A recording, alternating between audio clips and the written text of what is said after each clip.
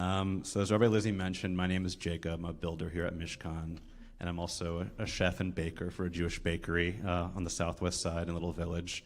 But I'm not here to talk about bread tonight, maybe another time. I'm talking tonight as a former soldier in the Israel Defense Forces. I served as a combat soldier in the Paratroopers Brigade between 2012 and 2014. And during my service, I spent time serving in both the West Bank and the Gaza Strip. I served in two military operations there, one called Brothers Keeper in the West Bank and one called Protective Edge in Gaza. And both of these were during the tumultuous summer of 2014, over 8 years ago. Now, you may be curious why a kid from Columbus, Ohio ended up in the IDF, and I'll tell you a little bit about that. I grew up in a family and a community deeply connected to Israel. My dad's side of the family lives in Jerusalem, and I traveled frequently there to see them. I spent every summer at a camp affiliated with B'nai Akiva, which is a religious Zionist youth movement. And if you're not familiar with religious Zionism, it views the establishment of the State of Israel not just as a moment of historic significance, but as a watershed moment in Jewish religious life as well. Columbus had a very small Jewish community, so it was easy to feel like an outsider as an observant Jew. So to me, there was something very exciting about Israel, a country where people spoke Hebrew in the streets, where the Jewish week and holidays determined the ebb and flow of daily life. Even though Israel was an ocean away, to me it felt very, very close. I have a vivid memory of my Israeli friends at summer camp telling me how when they graduated high school, they would go off to draft into the Israeli army. And I told them when they went, I would go too. And in 2012, I did. I immigrated, made Aliyah to Israel, and when I received my draft call-up, I tried out for it and was accepted into the Paratroopers Brigade. This was a unit I greatly admired as a kid. If you're not familiar, soldiers from this unit were famously photographed in front of the Western Wall after capturing the Old City of Jerusalem during the Six-Day War. I had a poster of this photo on my wall growing up. I approached my service with a sense of purpose and duty. I was going to protect the Jewish people, my people. I completed basic and advanced training, received my paratrooper jump wings and my red beret, and went off to serve with my active duty brigade in the Golan Heights and then on the Lebanese border. After a quiet winter, we went down to the Jordan Valley for summer training.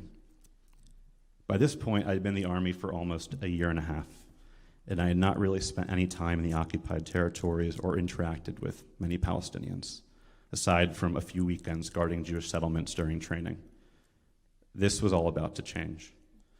One Shabbat in June 2014, we were at our respective homes for an off weekend when we were suddenly called back to base. We were told that 3 Israeli teenagers had been kidnapped and that we were being mobilized to the West Bank in an operation to search for them and their kidnappers. We prepared our gear on base, and that night we boarded a bus to a Jewish settlement near Hebron, and from there we walked under the cover of night into a neighboring Palestinian village.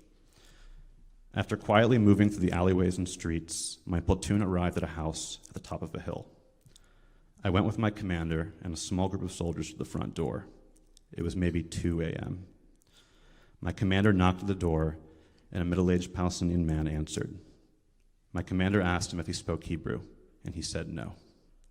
He then asked him if he spoke English, and he said that he did. My commander turned to me to relay to the man that we would be taking control of his home to use as a base while we were operating in the town, searching for the missing boys. I told the man to gather his family members into the living room, and he did, without protest, almost like this was a completely normal request, like this was just a regular night. He had done nothing wrong. He was not a suspect in the kidnapping. His house happened to be located in the right place for operation. That's why we were there. My platoon entered his home, our faces painted different shades of green, tracking dirt and dust across the floor as we hauled our heavy packs up to the second-floor bedrooms, where we set up our reconnaissance equipment. Then our routine for the next 2 days unfolded. We took shifts guarding the owner of the house and his family on the first floor, who were not permitted to leave. We went on patrols in search of the nearby neighborhood, used the equipment we set up to monitor the surrounding area, and took breaks to sleep on the floor of the bedrooms we had taken over. The room I slept in was a kid's bedroom, and had cartoon characters painted across the child-sized furniture. During those days in the house, the Palestinian man, I never learned his name, would ask me, as an English speaker, how long we would be there. When would we be leaving? He told me he worked at a school and he needed to be there. I didn't know when we'd be leaving. Even if I did, I probably wouldn't have been allowed to say. After a couple of days, we finally packed up and left. As we walked out of the living room to the front door, I remember looking at him and saying, "I'm sorry." We walked to the next Palestinian town and took over another Palestinian home, and then another. After my service, this was the experience I thought about the most, even more than the war in Gaza that I served in just a few short weeks after this. I thought about the Palestinian man and his family and the ease at which we barged in and disrupted their home, the arbitrary nature of why we stayed where we did. He and his family had done nothing wrong. We stayed in his home for the very reason they had done nothing wrong. At the time, I probably viewed him and other Palestinians with suspicion and fear. But after coming back to the States, after my service ended, I began to question that narrative of fear. I was struck by how little the American-Jewish conversation around Israel and Palestine had changed since I was away. But in reality, it was I who had changed. I remember during those years immediately after my service listening to an episode of NPR's Hidden Brain. In that episode, a member of Breaking the Silence spoke about taking over Palestinian homes to use as bases during operations during his time as an IDF soldier. He said this is a maneuver known as a straw widow. I had never heard this term used before. I didn't know soldiers routinely took over Palestinian homes. I thought when we did it, it was an exceptional situation. But how would I know? I had never talked about these experiences before. I had never heard anyone talk about these experiences before. It was only then, listening to a podcast, that I realized the Palestinian man whose home we stayed in acted like Israeli soldiers taking over his home was the most normal thing in the world because it happens all the time. Those days I spent in the house became a focal point of questioning so many things I had learned about Israel and Palestine. But for the Palestinian family whose house we took over, and for many of his neighbors, it was just a regular week in the West Bank. I reached out to Breaking the Silence a few years later and shared testimony of my time operating in the West Bank and Gaza. If there is a recurring motif in the section of Vayera I'll read this week, it is about hosting guests.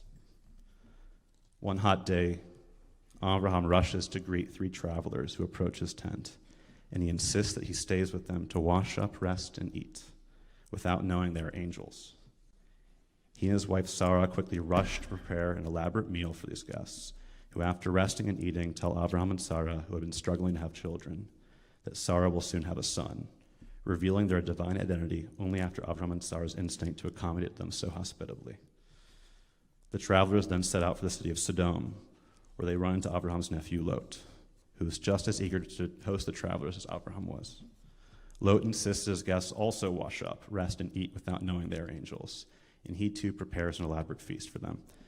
These angels have not just come to rest, but to warn Lot that he will be destroying the city of Sodom. But they tell Lot to gather his family and escape.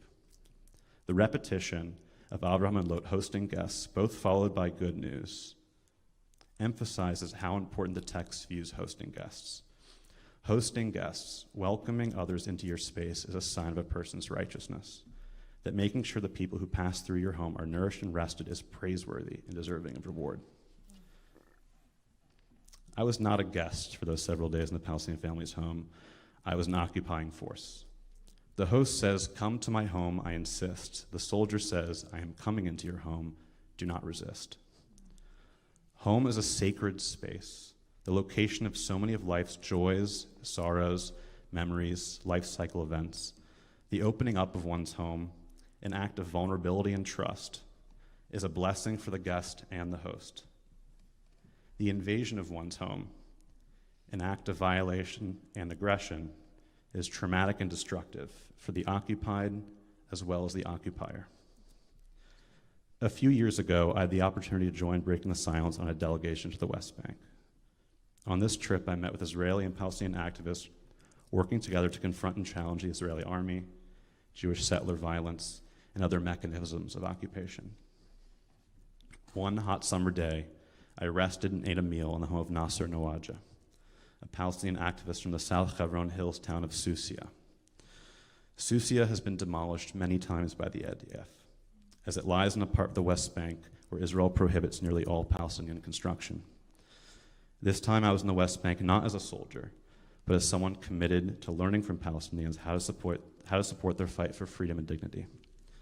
I was in a Palestinian's home, Nasser's home, not because I forced my way in, dressed in full combat gear, but because I was invited as a partner in hearing about his life on the other side of the occupation. Earlier this year, members of Standing Together, Omdim Bayachad, an Israeli organization made up of Jews and Palestinians working for social change across a wide range of issues, came to Chicago, and I had the chance to moderate one of their events. Something they said there stuck with me. In Israel and Palestine, we need to change the us versus them mentality to one of a bigger us that includes both Israelis and Palestinians. That is what is emblematic of the host and guest relationship, the creation of a larger sense of who is included in our concept of us, our concept of home. I came to Israel with a narrow sense of who was included in that us, but years later I was back in some of the same places I had served as a soldier with a broader sense of who was included in that us. The path to recognizing that a unified movement of Israelis and Palestinians working together towards a non-violent dismantling of Israel's military occupation of the Palestinians required me to reckon with the active role I had played in maintaining it.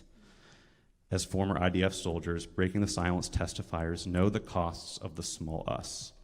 It leads to violently imposing ourselves into daily lives of Palestinians. That is why we broke our silence, why we share our stories. To show what maintaining the unjust status quo looks like, and to propose thinking in a new way about a place that, although it is an ocean away, still feels very close. Shabbat Shalom.